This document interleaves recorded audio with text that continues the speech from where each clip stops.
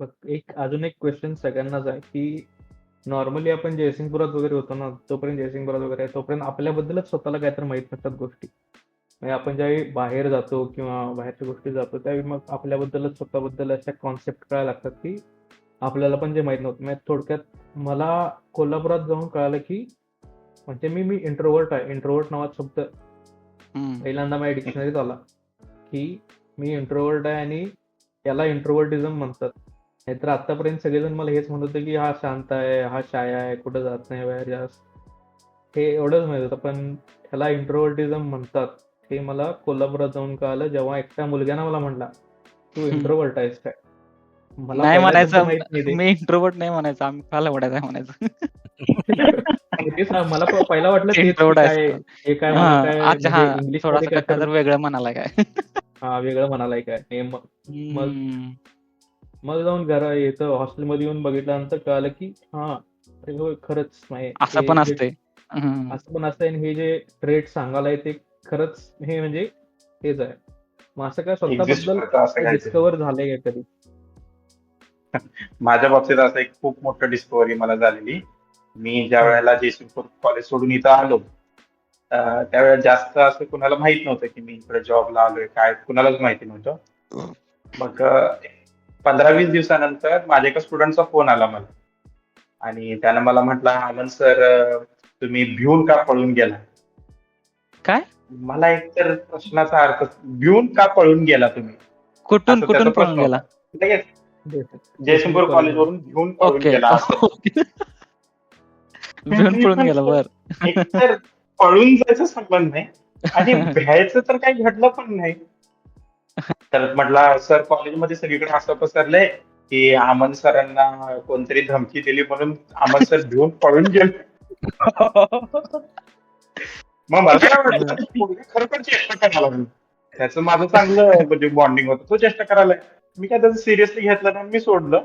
पण ते माझ्या डोक्यात खेळत होतं. मग मी चौघांना फोन केला माझ्या स्टुडंट्सना. तर त्यांनी म्हटलं, हो सर, सगळीकडे असंच आहे की तुम्ही कोणता तुम्हाला धमकी दिली म्हणून तुम्ही भिवून पळून गेला. ठीक आहे म्हटलं, आता जे समजलं ते किती जणांना समजणार आहे, किती जणांना सांगणार आहे. म्हटलं ठीक आहे तर आहे, तसं समजा म्हणलं. मग काय झालं त्याचं? काय म्हणजे तुझं शेवटला स्वतःबद्दल काय मला कळालं? नंतर कळालं, माझ्याच एका कलिगनं ते असं पसरवलं. हा. म्हणजे कसं, मी सेमिस्टरच्या बीड मध्येच सोडून गेलो ना, हम्म. आणि ते माझं जे वर्किंग होतं, जे टीचिंग शिकवायचं होतं, ते माझ्या एका कलिगला शिकवायला लागलं. तर त्याला एवढा लोड पडला म्हणून तो वैतागून सगळ्यांना असं सांगत फिरला की त्याला कोणीतरी धमकी दिली म्हणून तो पळून गेला असं. म्हणजे हे खूप मोठं माझ्यासाठी त्यावेळेला एवढी की अरे, एवढं 2 वर्ष केलं आणि आता शेवटी भिवून पळून गेलेला मस्त आहे, असा शिक्का पडलाय माझा. मग तुला कळालं की तू घेऊन पळून जातोस. हा, मला कळालं, मी ऍडमिट केलं. ठीक आहे, मला कोणती धमकी दिली, मी भिवून पळून आलो. अच्छा. दुसरं आणि काय सेल्फ डिस्कवरी म्हणजे असं काय नंतर आपण स्वतःबद्दलच नंतर काय तर कळालं की लाईफ मध्ये आपण हे करत होतो, पण ऍक्च्युली ते ह्याच्यामुळं आपण हे करत होतो असं काय तर कॉन्सेप्ट मला काय कळालं म्हणजे तुला? मी पण असलं काय म्हणजे मला कळालं आधी बाबा. आधी मी पण म्हणजे लोकांना बैठलं की नाही जज करायचो. एक वेळेला उड्या जाई, असंच करते, काय पण वेगळंच बोलते. आजकाल जरा म्हणजे आजकाल थोडं बाहेर फिरतो, म्हणजे कंपनी आता बदलली मी. पहिल्या कंपनीत काय ऑलमोस्ट सगळे ओळखीचेच होते. कुठं पण गेले की हात करायचा असं. आता इथं तसं कोण नाही. मग की नाही लोकांना मला म्हणजे ऑब्झर्व करायला म्हणजे हे वाटते, चांगलं वाटते की बाबा लोकांना बघत बसायचं काय लोक करत असतात. आता मग मी कंपनीत मी एकटाच जातोय, माझी कोण अजून मित्र बनले नाहीत. एकटाच मित्र बनलाय, तो आणि मीच असतो. दोघं नुसतं बघत बसायचं, काय करतात लोक बघत बसायचं. म्हणजे आधी मी काय करत होतो, बैठल्या लगेच जजमेंट पास, सपला विषय की असाच आहे, आणि त्या नजरेनं त्याला हे करायचं. जर म्हणजे भेटायचं असेल, बोलायचं असेल, त्याच वेळेने त्याला पहिला म्हणजे भेटायचं, बोलायचं. पण आता नाही, आता थोडंसं मी म्हणजे बदललोय पहिल्यापेक्षा. आता लोकांना पहिला समजून त्यांच्याशी बोलून मगच मी हे करतो की हा माणूस असा आहे, हा मुलगा असा आहे. पहिला म्हणजे वाटत नव्हतं. एवढंच, इकडं आल्यावर तिकडं झाली माझी गोष्ट. नाही आणि कुणाच काय काय नाही तर मला दुसरा एक प्रश्न आहे याच्यावरनच शैलेश म्हणलं ओके. त्यावरनं. मी बाहेर पडल्यावर आहे ना, मला आधी कसं वाटायचं की जी मोठी लोक असतात ती लईच भारी असतात, काहीतरी चांगलं अचीव केलं आपल्यापेक्षा. पण बाहेर पडल्यावर मला खरं नेचर कळलं, म्हणजे मग कळायला लागलं की ठीक आहे, म्हणजे आपण पण काय एवढी पण आपण ज्यांना रिस्पेक्ट देतो मे बी ते काही काही जण डिझर्व नाही करत, म्हणजे ते मला हळूहळू जाणीव व्हायला लागली. तर ही एक गोष्ट होती. दुसरी गोष्ट माझ्याबद्दल मला कळालं की अं, मी म्हणजे एकटा वगैरे राहू शकतो, म्हणजे मला असं काही खूप सोशल लोकांची गरज असली पाहिजे असं काही नाही. जर तुम्ही म्हणजे 10 दिवस जरी Same, मला same, कोणाला कोणी नसतं तरी राहू शकतो, मला ते जाणीव मी झालं. पण मी पण राहू शकतो. हा. आणि दुसरी गोष्ट की अं, मी म्हणजे ऐकतो जास्त लोकांचं, त्यामुळे माझे मित्र वगैरे लगेच बनतात. म्हणजे मी कुठे पण जिकडे जिकडे गेलेलो आहे तिकडे माझ्या असे एनिमी खूप कमी झालेले आहेत. कोण कमी एनिमी असं झालंच नाहीये, सगळ्यांचं म्हणजे व्यवस्थित ऐकलेलं आहे. पण त्याचा असा ड्रॉबॅक असा आहे की मला त्यानंतर असं जाणीव झाली की मी ऍग्री पण लगेच होतो लोकांच्या पॉइंट ऑफ व्ह्यू. तर ते जी पण जाणीव झाली की जी म्हणजे मेंटेन असली पाहिजे प्रॉपर. तर ते म्हणजे नका अशा काही आपण गोष्टी देतो यार. जाणीव झाल्या मला. हा, म्हणजे मी ऍग्री पण लगेच होतो, त्यामुळे लोक माझ्यासोबत म्हणजे जास्त बोलतात, माझ्यासोबत राहतात, काही जण म्हणजे तसं पण झालं.